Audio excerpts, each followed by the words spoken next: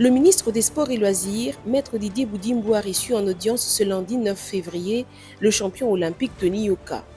Au cœur de cet échange, un ambitieux projet qui relance du noble art en République démocratique du Congo et de réinsertion sociale par le sport.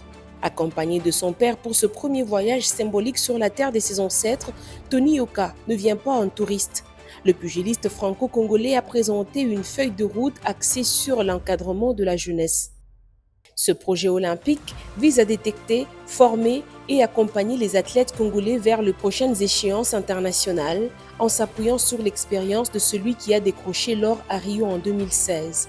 Cette initiative, soutenue par les sponsors internationaux de renom, a reçu un accueil favorable de la part du patron des sports, engagé dans une dynamique de diversification des disciplines sportives en RDC. Au-delà de l'encadrement technique, l'ombre d'un choc titanesque plane sur la capitale congolaise. Tony Yoka n'a pas caché son désir d'organiser sa revanche contre Martin Bakouli à Kinshasa. On a discuté avec son Excellence par rapport à l'organisation d'un combat ici, à Kinshasa. On s'est concerté il y a quelques temps maintenant et on serait dit que ce serait bien d'organiser un match retour avec Martin. Et on avait envie de le faire ici à Kinshasa et pas en Europe. Pour le champion, ce combat est une dette d'honneur envers le public congolais et les amoureux de la boxe mondiale.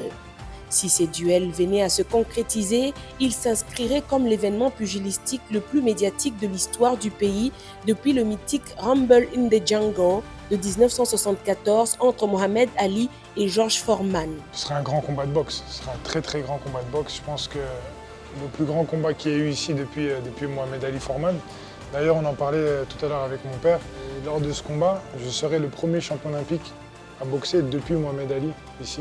Donc voilà, c'est un combat qui est intéressant et je pense que tout le monde sera motivé pour regarder.